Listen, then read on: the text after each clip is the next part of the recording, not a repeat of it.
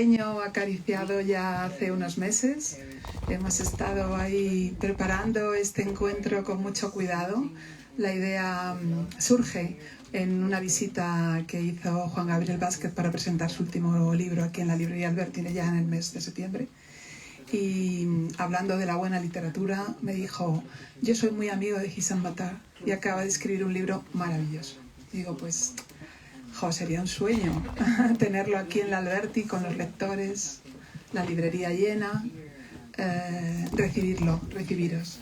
Y bueno, pues aquí tenemos a Sigrid Kraus, la editora. Gracias a ella conocemos la escritura y la literatura de un escritor tan maravilloso, tan deslumbrante, tan especial, ¿no? Cada libro es como una especie de viaje a un tiempo que todavía nos es muy próximo, este en concreto, Los amigos de mi vida, ¿no?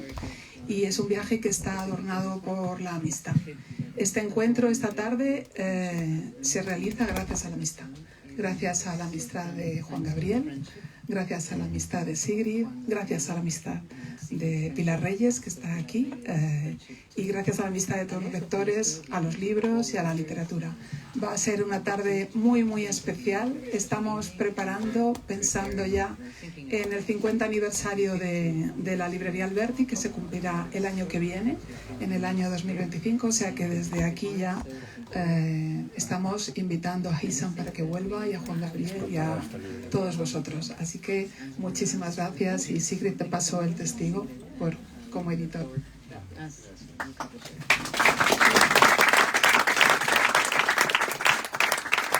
Buenas noches, y para mí también es un sueño hecho realidad, y le agradezco a Juan Gabriel también, que ha hecho el esfuerzo de venir de París solo para esta noche, increíble.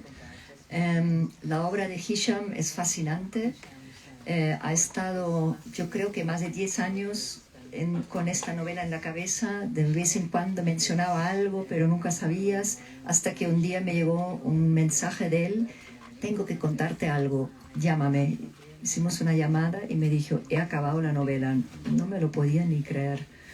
Lo hizo realmente, después de varios libros que eran más de no ficción, los que contaba su vida, pero siempre de una manera que trascendía muchísimo la biografía personal, y era mucho más profundo que una mirada hacia sí mismo, porque esto a Hisham no le interesa, que es un hombre muy modesto y humilde. Bueno, aquí os dejo con ellos dos, y espero que disfrutéis mucho de la novela también, después de tener una pequeña introducción esta tarde. Muchas gracias. Sí, muchas gracias.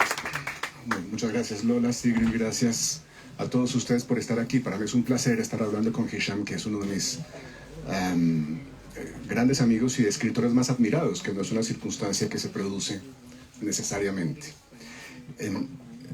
Él es autor de dos novelas, Solo en el mundo y Anatomía de una desaparición, que giran alrededor de diversas maneras del mismo tema, que es un tema central en su experiencia.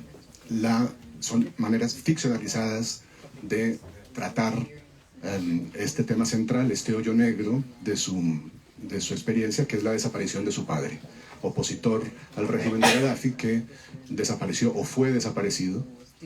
El verbo se vuelve transitivo en las dictaduras. Y después de esos dos libros, esas dos ficciones, un libro de no ficción que es extraordinario, El regreso, con el cual Hisham ganó el premio Pulitzer.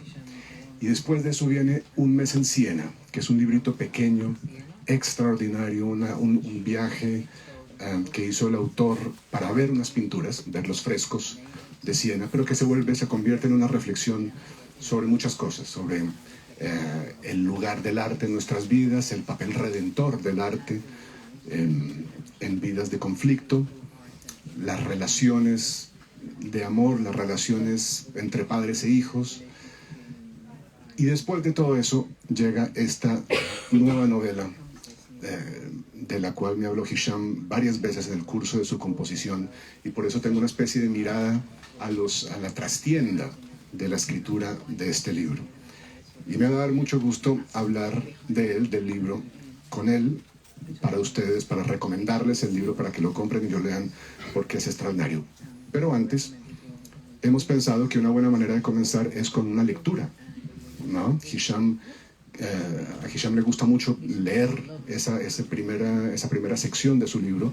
Lo va a hacer en inglés para que ustedes tengan un sabor de la música del original, y lo voy a hacer yo después en la traducción española. Thank you so much, and thank you to Lola, and thank you to Sigrid and to Pilar, my wonderful team, and my fabulous publicist Claudia, and thank you all for being here. I have been, over the last 3 weeks, almost in a different place every 2 days, and I can't think of a better way to conclude than this. I will be going home tomorrow, and for the last night to be with you, to be with my dear friend and traveling companion, I would say. He's sort of my literary sibling spirit, and we share a lot of conversations about writing, and so to be here with him, but also to be here in your future city. So I'm just absolutely delighted. I can't think of a better way to end the tour.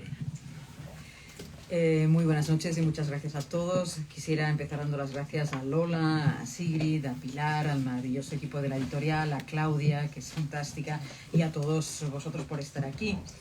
Debo explicaros que hace 3 semanas que prácticamente no he dormido más de 2 noches seguidas en el mismo lugar, y no se me ocurre mejor manera de terminar este periplo que aquí, precisamente con todos vosotros, porque mañana ya regreso a casa. Y pasaré esta noche con todos vosotros, y además con Juan Gabriel, con mi amigo, que también es mi compañero de viaje y mi hermano literario.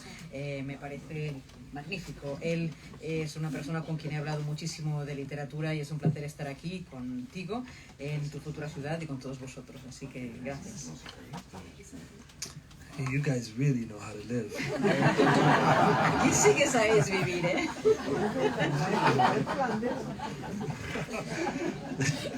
This is really the best way to end it.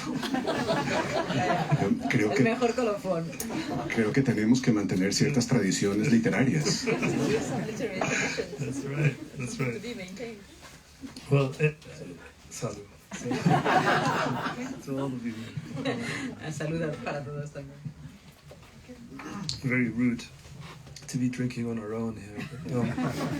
But I'll read the beginning of the novel, which is really the beginning. It's the section that I wrote a good sort of 9 years before I started writing the novel, and remained with me.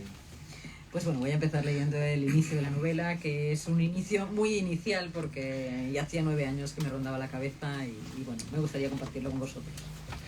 It is, of course, impossible to be certain of what is contained in anyone's chest, least of all one's own or those we know well, perhaps especially those we know best.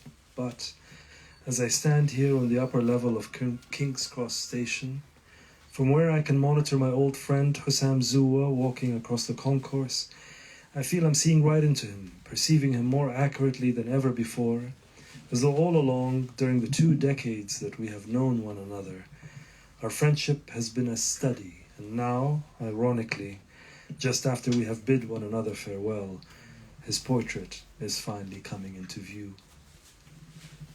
And perhaps this is the natural way of things, that when a friendship comes to an inexplicable end, or wanes, or simply dissolves into nothing, the change we perceive at that moment seems inevitable.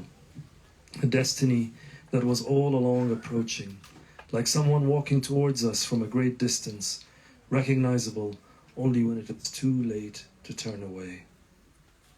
I'm convinced, as I watch him go to his train for Paris, that city where the 2 of us first met so long ago, and in the most unlikely way, that he is carrying, right where the rib cages meet, an invisible burden.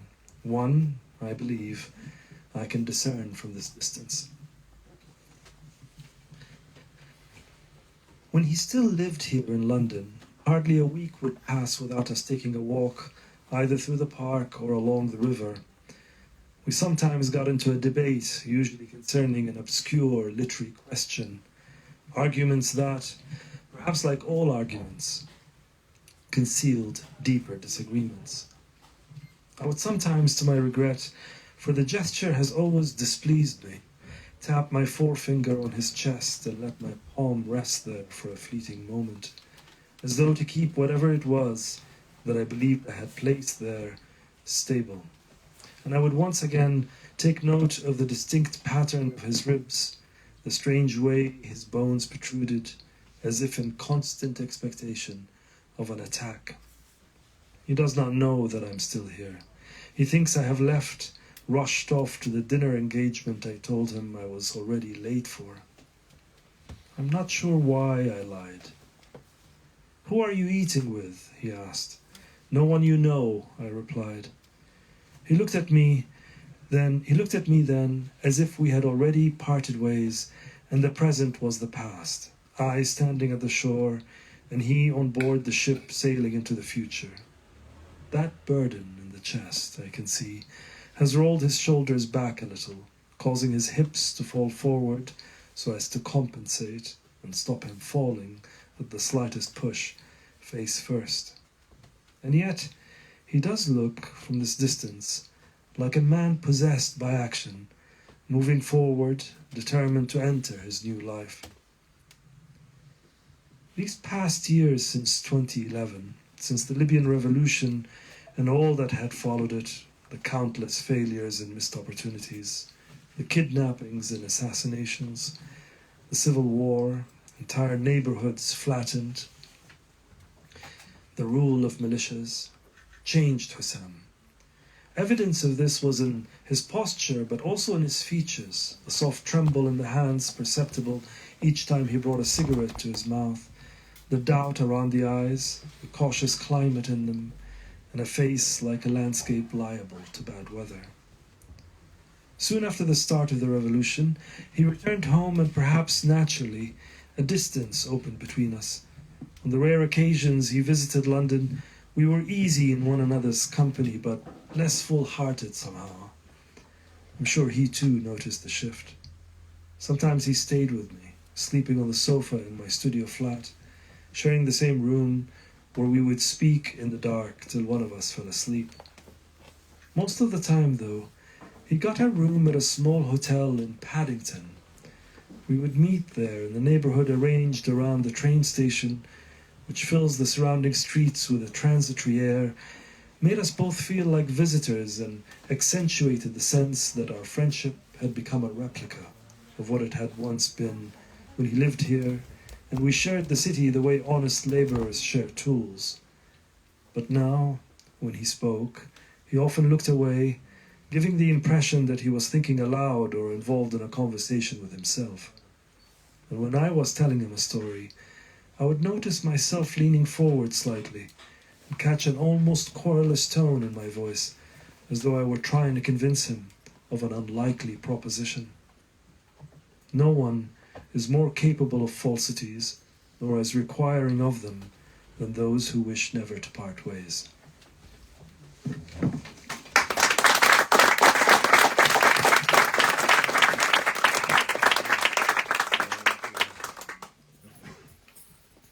Nadie puede saber con certeza lo que alberga el corazón de un ser humano, menos aún el nuestro, o el de quienes conocemos bien, tal vez sobre todo el de quienes mejor conocemos. Pero al detenerme aquí, en la primera planta de la estación de King's Cross, desde donde puedo observar a mi viejo amigo Hussam Sowa mientras cruza el vestíbulo, siento que estoy viendo en su interior, percibiéndolo con más claridad que nunca, como si todo este tiempo, a lo largo de las 2 décadas que hace que nos conocemos, nuestra amistad hubiera sido un esbozo. Y solo ahora, paradójicamente, justo cuando acabamos de despedirnos, su retrato empezara por fin a cobrar nitidez. Y tal vez es natural que sea así. Cuando una amistad llega a un final inexplicable, o entra en decadencia, o simplemente se disuelve en la nada, el cambio que advertimos en ese momento nos parezca inexorable, un destino que se vislumbraba desde el principio, como alguien que camina hacia nosotros desde la lejanía, reconocible tan solo cuando es demasiado tarde para evitarlo. Nunca me he sentido tan cerca de otra persona. Mientras lo veo irse a tomar su tren a París, la ciudad donde nos conocimos hace tanto tiempo y de la manera más fortuita, diría que en el centro del pecho lleva un peso invisible que creo discernir desde esta distancia.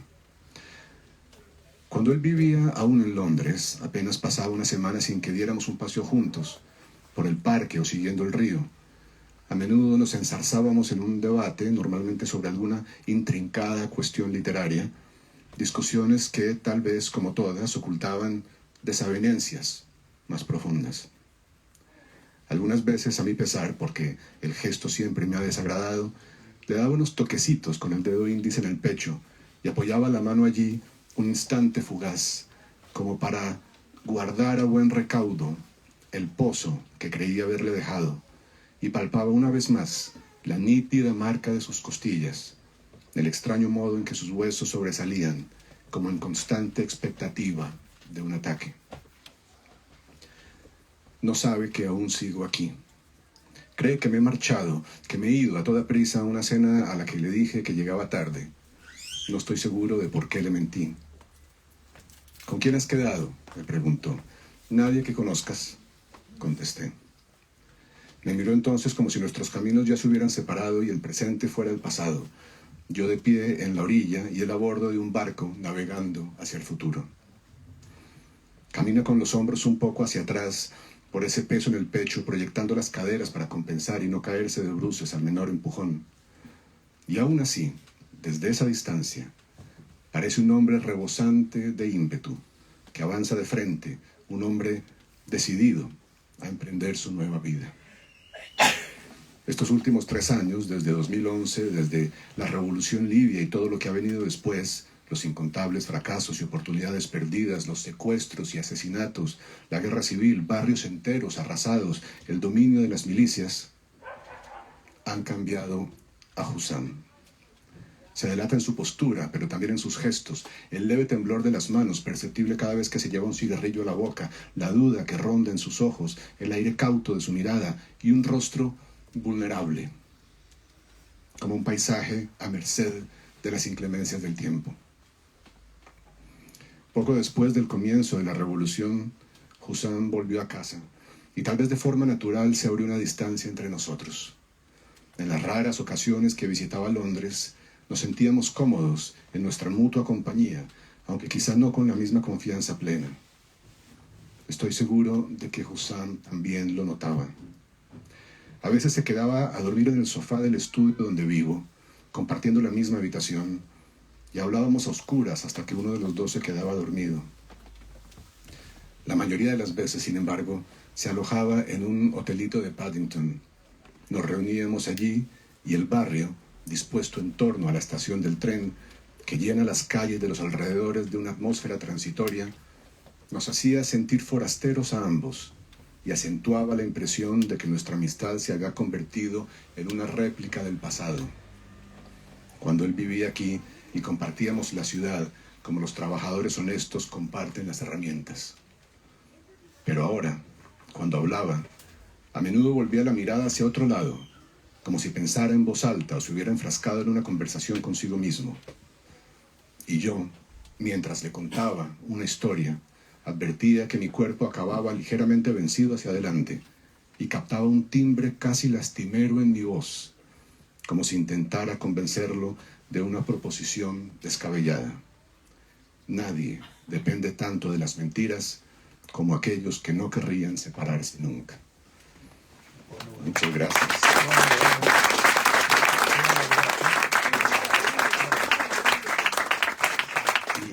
Y el resto es mejor. Sounds better, isn't it?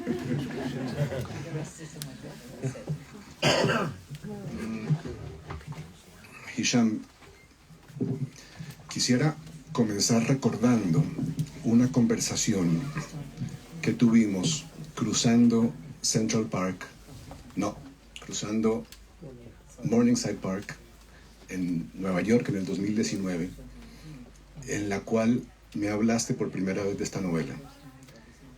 Y convinimos los dos en que la amistad como tema de novela es muy raro, no es usual. Hay una gran familia de novelas sobre el amor y sobre el odio y sobre las relaciones entre padres e hijos y sobre todo tipo de relaciones, pero la amistad entre hombres es rara como tema central de una gran novela. ¿Sentiste esa dificultad? ¿Cómo fue tu relación con el desarrollo literario de este tema? ¿Te apoyaste en algunos libros de nuestra tradición o de otras? ¿Cómo fue eso? I mean,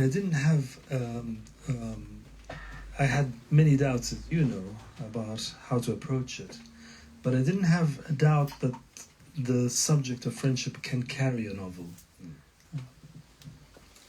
Yo tenía muchas dudas, como sabes, sobre cómo acercarme al tema, pero no tenía la menor duda de que la amistad podía ser un tema central para una novela.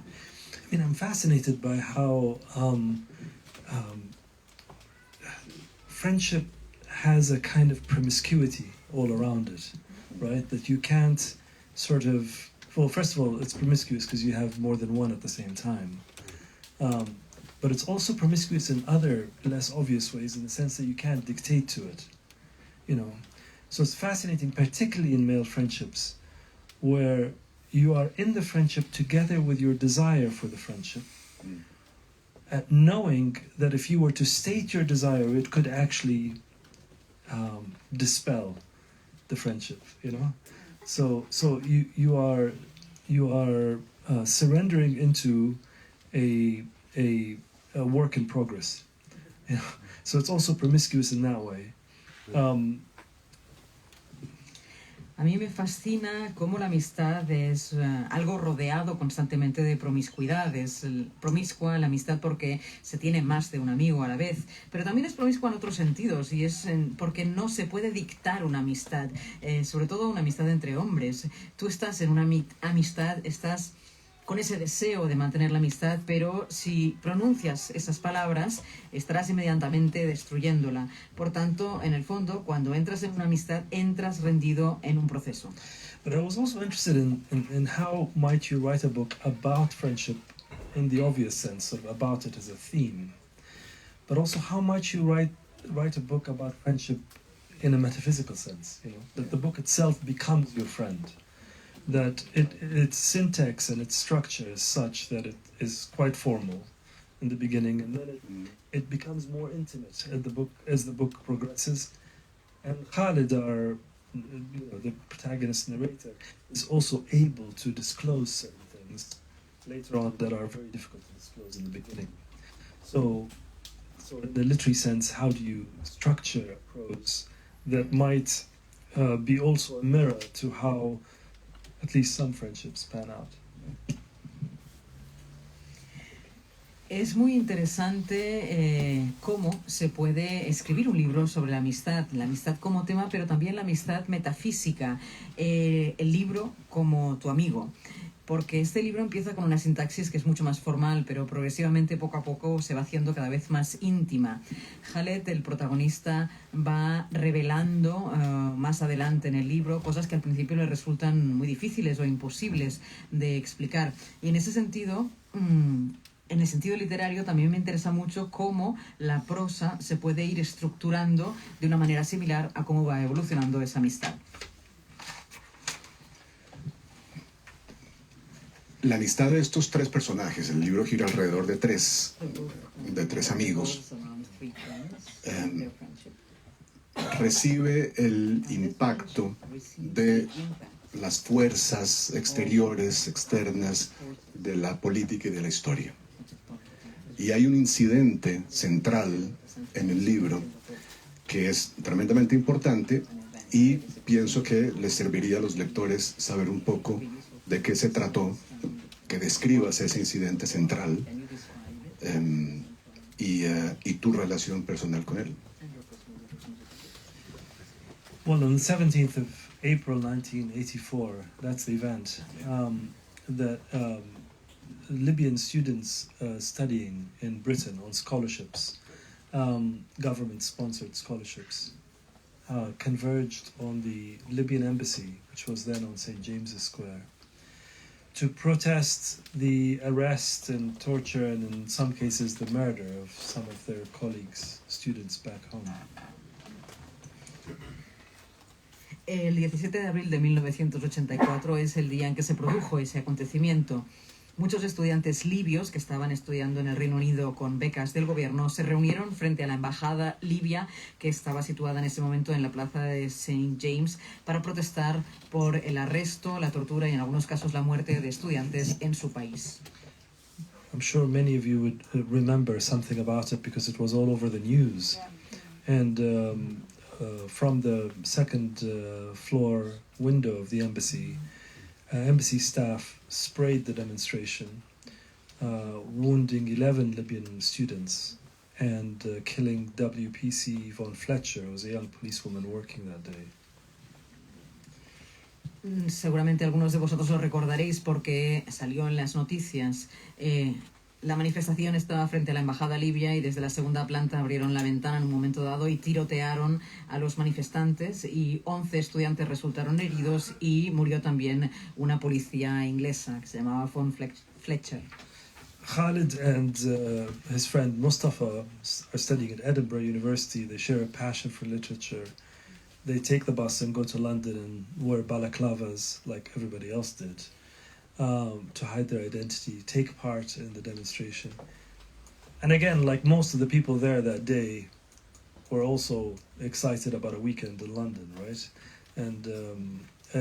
But then their life is totally changed because they're wounded. They were 18 at that moment. Khaled, el protagonista, y Mustafa eran dos estudiantes de literatura que compartían esa pasión por la literatura. Estaban en la universidad, becados en la Universidad de Edimburgo, y ese fin de semana tomaron el autobús para dirigirse a esa manifestación, vestidos con pasamontañas, como todos los que estaban allí, para ocultar su identidad, y a la idea de ir a la manifestación también le acompañaba un poco la emoción de ir a pasar un fin de semana en Londres, en la capital, ¿no? Pero la vida de estas personas cambió radicalmente a raíz de ese momento porque ambos, que en esa época tenían 18 años, resultaron heridos en la manifestación. I was 13 when this happened, and I was living in Cairo with my family who had by then left Libya for political reasons. And we saw it on the news, and it happened very quickly, obviously, in a news broadcast. But in those few seconds, there were some details that really captured my imagination. Yo en ese momento tenía 13 años cuando se produjeron estos acontecimientos. Vivía en el Cairo con mi familia, yo que ya había tenido que salir de Libia por por motivos políticos, y vimos en las noticias, en el noticiero, un pequeño reportaje muy breve sobre lo que había ocurrido en Londres, y aunque fuera una cuestión de pocos segundos, hubo algunas imágenes que a mí me quedaron grabadas en la memoria. I'm really grateful to my interpreter. And I'm also grateful to you because I know it's a bit boring to have everything sort of so slow like this. But one of the details that really captured my imagination that day is that one of the wounded demonstrators, twisting and screaming on the ground, I thought I heard him call out for his mother. And then I thought, no, I didn't hear that correctly. And then one of the adults in the room, one of my parents' friends, said out loud, but almost to himself, he's calling out to his mother. And I had thought somehow, as a 13-year-old, I thought, there will come a time when you don't any longer need to call out for your mother. Turns out it's not true. Right.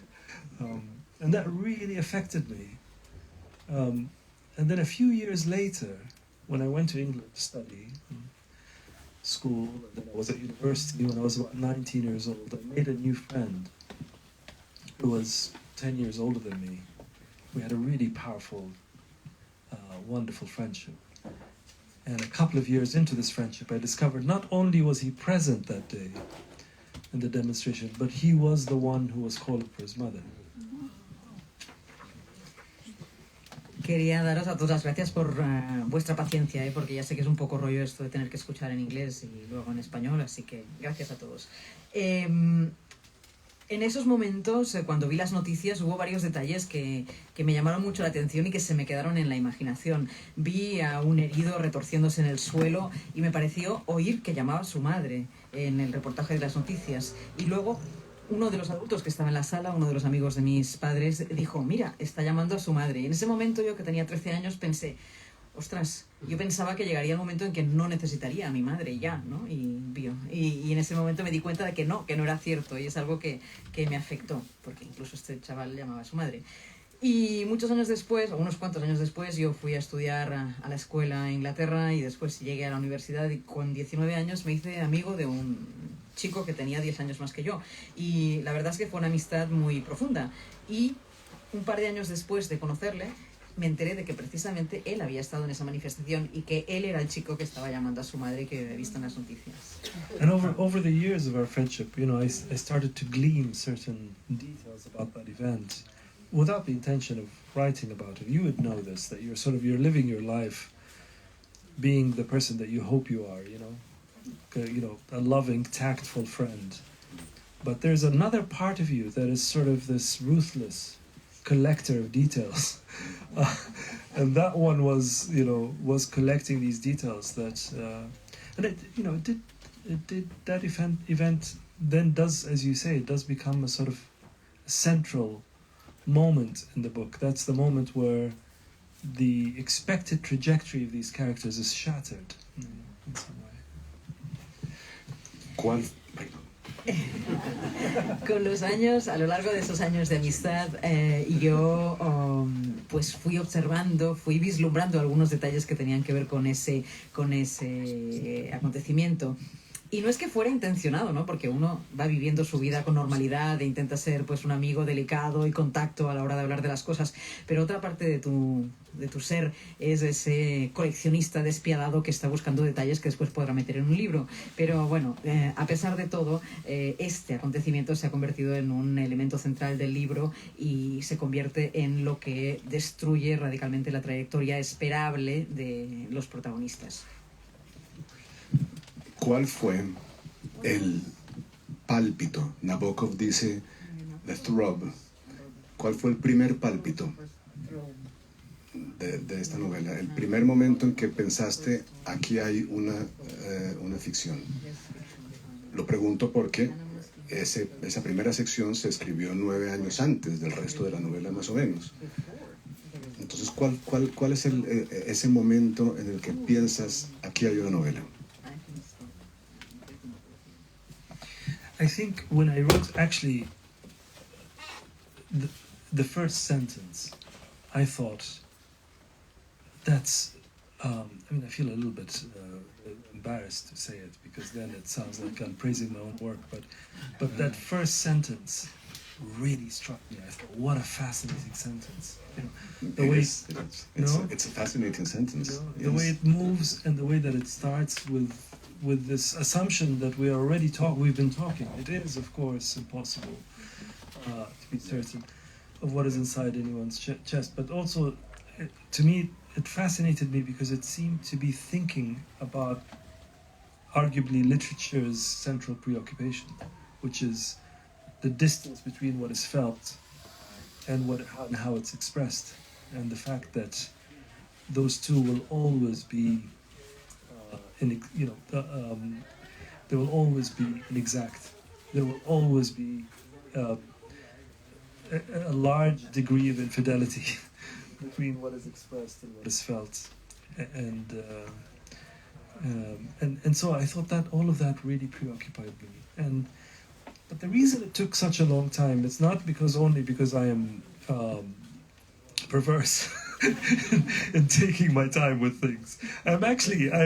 I do feel I am sort of in constant praise of taking one's time. I think that's very important. But I think there was another element, which is that I knew that these characters will get embroiled in the Arab Spring, and it was happening as I was having that sentence, And I was very involved in it, emotionally and psychologically and in other ways. And I needed a kind of, I needed a kind of passionate ambivalence to grow between me and those events, so I can invest them with doubt and contradiction and the imagination. So there was also a clock that had to do with my own usual slowness, and another clock that had to do with history, I think. Cuando escribí la primera frase, yo pensé, y me da un poquito de vergüenza decirlo, ¿no? Porque parece que esté alabando mi propio trabajo y eso es como feo, ¿no? Pero pensé, qué frase tan fascinante. Es una frase que se mueve, que empieza con una suposición, como si ya hubiéramos estado hablando, ¿no? Y que desde luego, que empieza, como habéis escuchado, es desde luego imposible pensar, etc. Y esa frase precisamente nos habla de una de las preocupaciones más importantes de la literatura, que es la distancia entre lo que uno siente y cómo expresa lo que uno siente. Siempre hay un cierto grado de inexactitud entre esas dos cosas. Siempre hay esa infidelidad entre lo que uno expresa y lo que uno ha sentido, ¿no? Y eso es algo que a mí me preocupaba mucho. Luego tardé ciertamente en escribir la novela porque soy una persona perversa y me gusta dedicar tiempo a las cosas, y siempre he alabado lo de tomarme el tiempo para hacer lo que tengo que hacer. Pero además también porque yo sabía que los personajes iban a implicarse en la primavera árabe, algo en lo que yo también me impliqué mucho emocional y psicológicamente, y necesitaba tener una cierta distancia respecto a ese momento, a esa época histórica, para que se pudiera dar la ambivalencia apasionada que tanto me gusta, una ambivalencia que permite dejar espacio para las dudas y para la imaginación, y que permite pues que la historia pueda ir desarrollándose con mayor lentitud. Una de las razones por las que me gusta tanto esa primera frase, que voy a volver a leer en español: nadie puede saber con certeza lo que alberga el corazón de un ser humano. Es la traducción de Eugenia Vázquez. Uno siempre debería mantener el nombre de los traductores en la mente y darles el crédito debido. Eugenia Vázquez tradujo esta novela. Y una de las razones por las que esas palabras me importan es porque creo que son una especie de metáfora de lo que es la ficción. Justamente la ficción logra eso. La ficción logra que sepamos lo que pasa en el corazón de los otros. Es la única ventana probablemente que tenemos de acceso a los secretos más ocultos y más recónditos del corazón ajeno.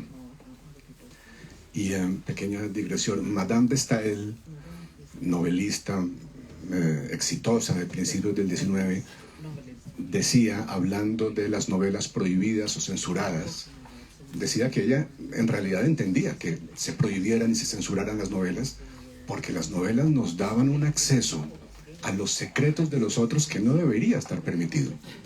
Ella estaba muy preocupada de que las novelas nos permitían saber de los demás lo que los demás nunca habían querido confesar o revelar. Bien, esta novela hace eso.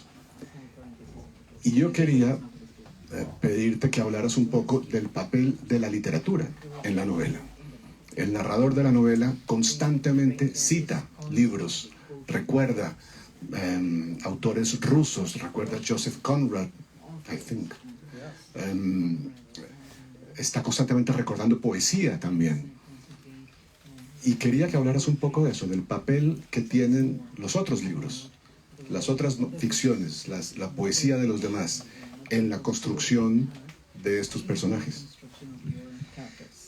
I mean, I just think it is really the most incredible invention, language. No, it's just amazing to me. You know, that you're feeling something. A writer feels and thinks something. And then she has to find the right language for it. And she works carefully to do that. And then if she's fortunate, she will succeed in capturing most of the right language for that state. Then sometimes it's translated into another language. and then someone else reads it, and it's translated back to the language before language, the language that we all share, the feelings that we all share. And if a book is ever going to mean anything to you, it has to go through all that distance. And it's really quite incredible if you think about it. Yo creo que el lenguaje es la invención, el invento más increíble de la historia. Un escritor siente algo y después tiene que trasladarlo a las palabras exactas. Y si trabaja con ahínco y tiene un poco de suerte, será capaz de captar la mayor parte de las palabras del lenguaje correcto para expresar ese sentimiento o esa sensación que tenía.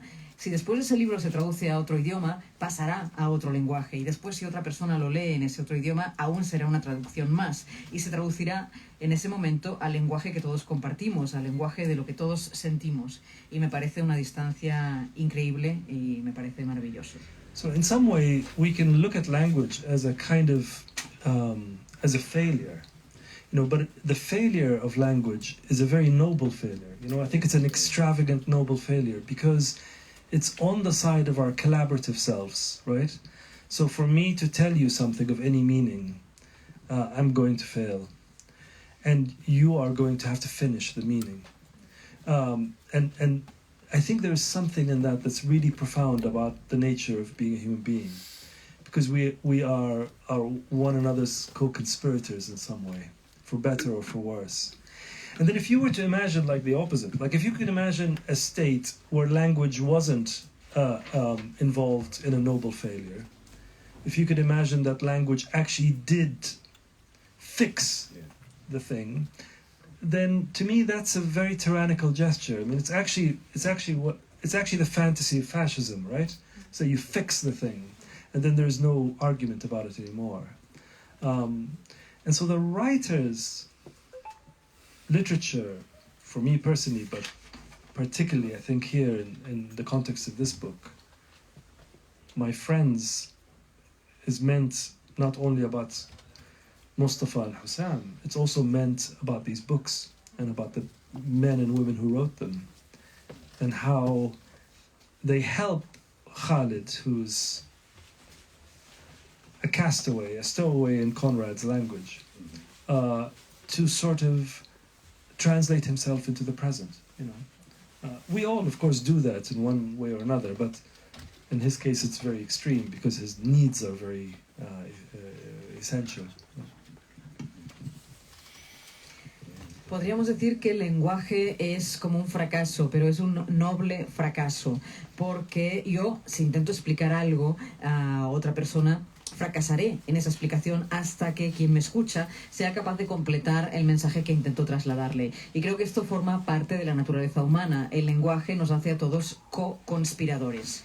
Y creo que es muy importante imaginarnos qué pasaría si el lenguaje no participara de este noble fracaso, sino que qué ocurriría si intentáramos fijar el lenguaje, fijar lo que se dice. Creo que eso sería una tiranía y esa es precisamente la fantasía del fascismo, cuando se fijan las cosas o las palabras y no existe la posibilidad de argumentar. En este libro se habla también de la escritura de los escritores. Cuando el título se refiere a mis amigos, no solamente se está refiriendo a Mustafa y a Hussam, sino que también se refiere a los libros y a los hombres y mujeres que los escribieron y cómo esos libros ayudan también a Khaled en su vida, porque Khaled es un náufrago en el sentido de Conrad y los libros le ayudan a traducirse a sí mismo hacia el presente. Y creo que es algo que nos pasa a todos, pero en su caso es algo mucho más extremo. Hay una... Es el calor, se evapora el líquido aquí con una rapidez. It's the noble failure has made you feel so tragic that now you need to... Exactly. Esto del noble fracaso suena tan trágico que ahora tienes que ahogar tus penas. These big consolations that we have, what else do we have? Una débil consuelo que tenemos. Yeah, I think I have to now. I must admit, this is the best I told you, bookshop. man. I told you. Tengo que The best decir que bookshop event I've ever done. este es el mejor evento en una librería que he hecho en mi vida. Wait until the salsa comes on. Oh, wonderful. Espera que llegue la salsa. Una de las conversaciones, la novela establece muchas conversaciones con otras novelas y con otras literaturas de manera explícita.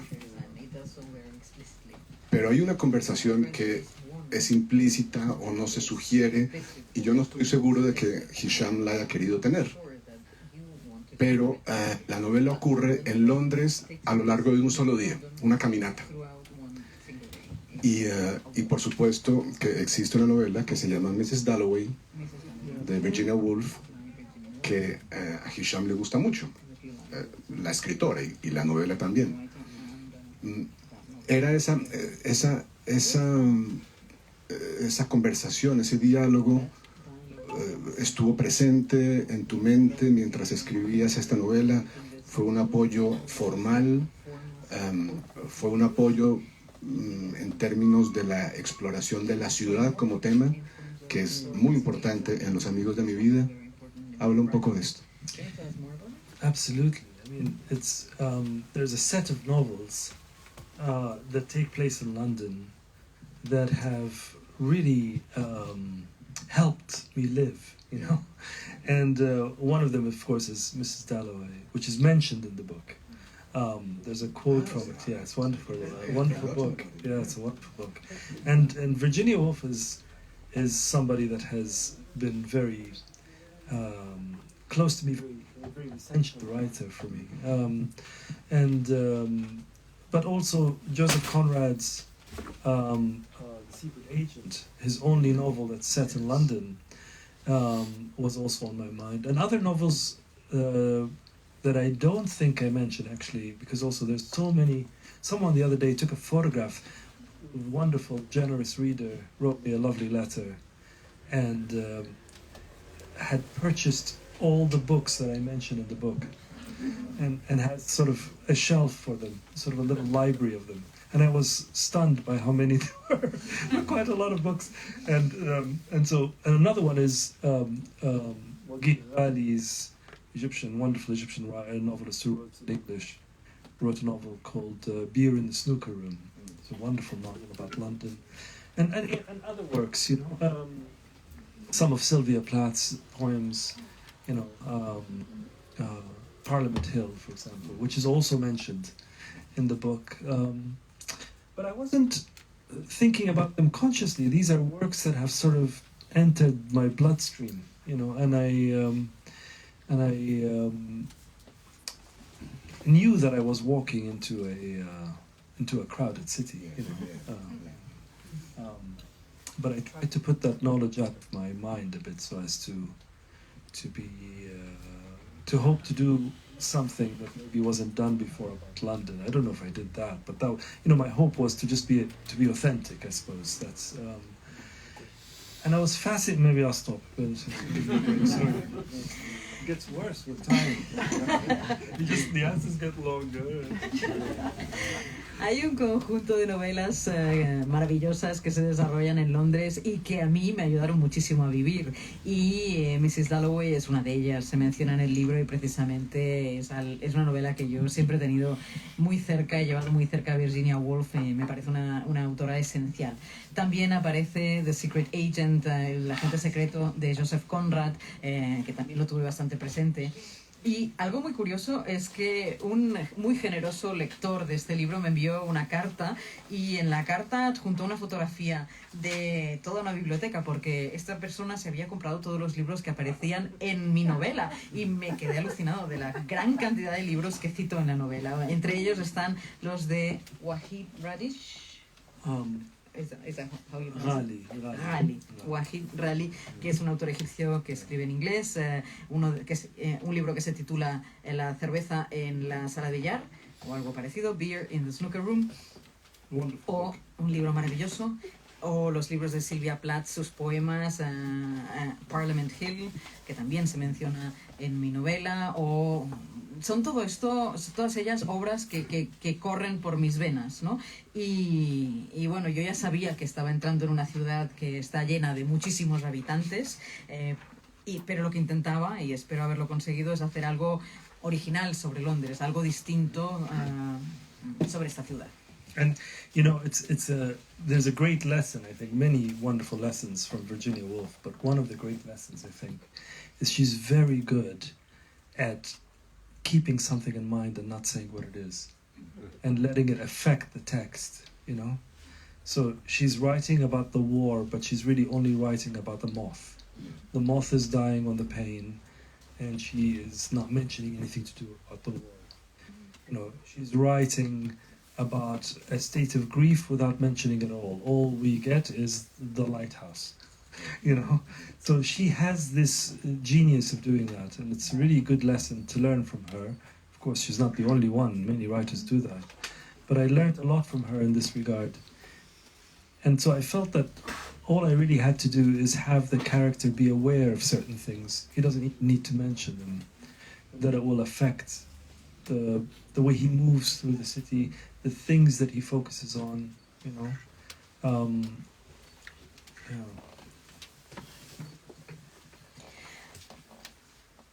Una de las lecciones, que hay muchas, que he aprendido de Virginia Woolf, porque es una autora buenísima, es la capacidad de tener algo en mente sin mencionarlo, sin decirlo. Y esa cosa que tiene la autora en mente va afectando la novela, pero no la verbaliza nunca, ¿no? Por ejemplo, quiere hablar sobre la guerra, pero solo nos menciona la polilla que está muriendo.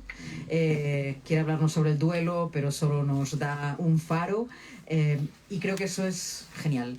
Y es una lección maravillosa que he aprendido de ella, aunque no sea la única escritora que lo hace, pero aprendí muchísimo de Virginia Woolf. Y después yo también he intentado que mi personaje sea consciente de algo sin decirlo, y que esa cuestión que está tan presente pero que no se menciona afecte su manera de moverse y de concentrarse en unas cosas u otras mientras está en Londres. The last thing I would say about this is that when we were together a few days ago in Cartagena, we were together with a group of other friends, and one of them was Jeff Dyer. And Jeff reminded me of a few lines by that mad genius William Blake.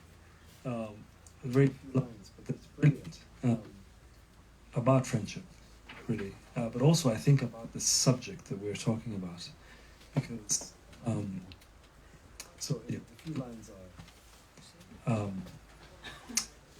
the bird, a nest, the spider, a web, man, friendship. So, in the sense that we know that our friendships are places where we alight, you know, and the wonderful ones are liberal and generous and bring out different colors in us. And there are other ones that we might love but are very restrictive, you know. But I think for Khalid, those books are also nests. You know, there are places where he does alight and find expression. And I have to say also for me, many books have helped me think about London in particular as a possible landing place.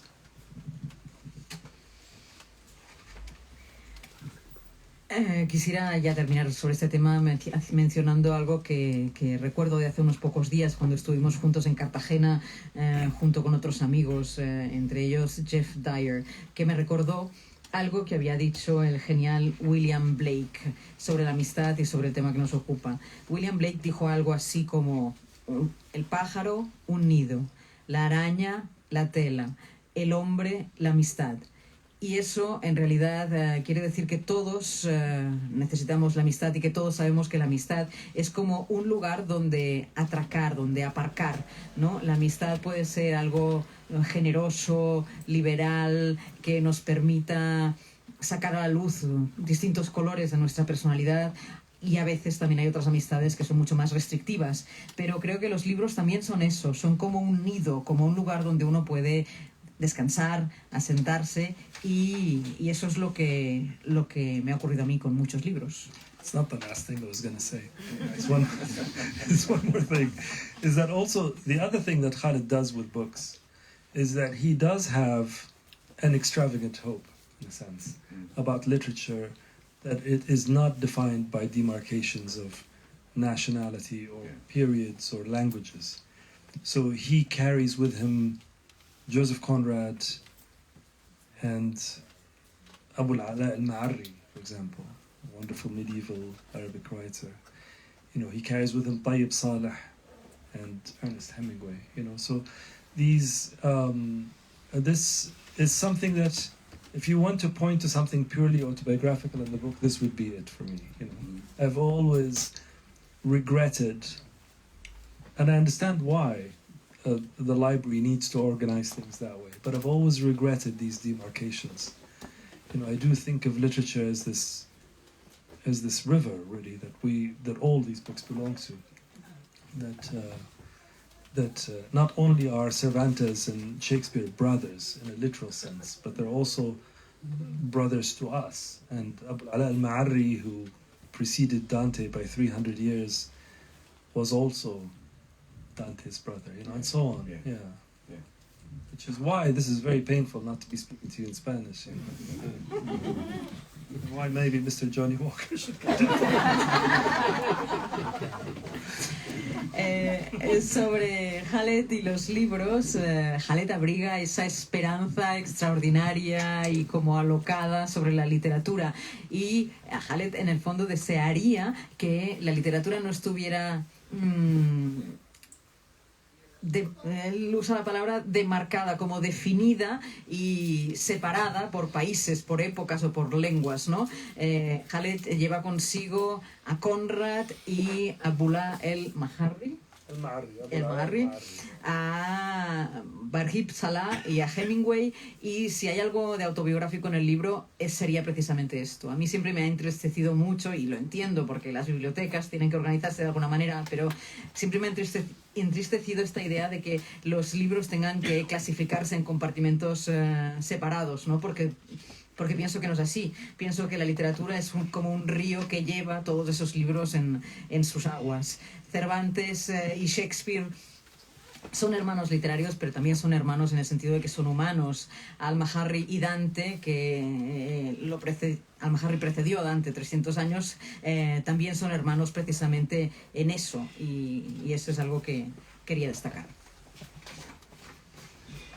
Pues yo creo que este es un magnífico punto para terminar. Dejarles a ustedes también la oportunidad de hacer unas preguntas para Hisham si las tienen, pero antes de eso quiero recomendarles que lean esta novela, que la compren y la lean en esta librería, si es posible, y en esta librería que tan buenas bebidas da.